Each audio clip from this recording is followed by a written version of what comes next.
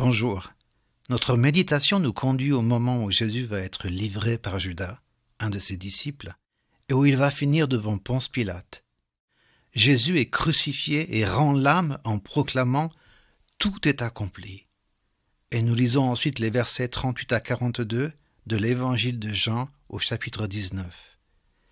Après cela, Joseph d'Arimathée, qui était disciple de Jésus, mais en secret par crainte des Juifs, demanda à Pilate la permission de prendre le corps de Jésus.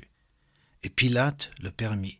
Il vint donc et prit le corps de Jésus. Nicodème, qui auparavant était allé de nuit vers Jésus, vint aussi, apportant un mélange d'environ 100 livres de myrrhe et d'aloès. Ils prirent donc le corps de Jésus et l'enveloppèrent de bandes avec les aromates, comme c'est la coutume d'ensevelir chez les Juifs. Or, il y avait un jardin dans le lieu où Jésus avait été crucifié, et dans le jardin, un sépulcre neuf, où personne encore n'avait été mis. Ce fut là qu'ils déposèrent Jésus à cause de la préparation des Juifs, parce que le sépulcre était proche. Je veux souligner 2 choses importantes. La première, les paroles de Jésus, celles qui resteront ses dernières paroles sur cette terre avant son retour. Tout est accompli. Jésus a fait tout ce qu'il fallait faire pour te pardonner et ainsi t'ouvrir la porte du ciel. Il n'y a pas, il n'y aura jamais de mise à jour de l'Évangile. Régulièrement dans l'histoire, et même aujourd'hui, les hommes proposent des versions corrompues de cet Évangile en rajoutant ou en enlevant des choses. Le deuxième point est plus caché dans le texte. Il s'agit de ce verset qui parle d'un sépulcre neuf dans lequel Jésus a été mis. On retrouve plusieurs fois cette image forte du neuf associé à Jésus. Quelque chose qui lui est exclusivement donné. Le sépulcre était neuf, il n'avait jamais été utilisé. Ou le hanon sur lequel Jésus est entré à Jérusalem et sur lequel aucun homme ne s'était encore assis.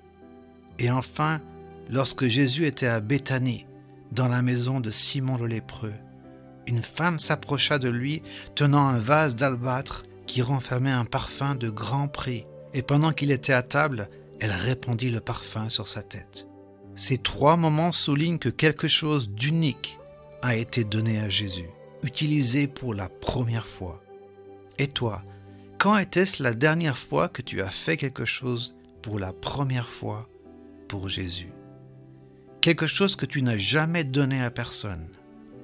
Un chant, un acte pour quelqu'un, une prière particulière, un solo de ton instrument si tu es musicien, pas forcément en public, peut-être dans le lieu secret. Il m'arrive souvent de m'enfermer dans mon studio d'enregistrement et d'improviser en disant au Seigneur, reçois ces sonorités, ces paroles, ces couleurs sonores.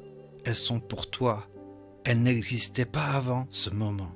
Et en retour, souvent, vient sa présence ou sa collaboration. La musique de fond que vous entendez chaque jour de l'Évangile du jour m'est venue justement après un moment où je lui ai donné un parfum de mélodie jamais utilisé avant. J'ai brisé le vase de mon inspiration pour lui. Je crois qu'il aime ça. Sois béni dans ta réflexion et dis-moi dans les commentaires ce que tu lui as donné que tu n'as donné à personne avant. À bientôt. Si cette méditation t'a encouragé, pense à la partager autour de toi. Pour nous retrouver chaque jour, abonne-toi et active la cloche.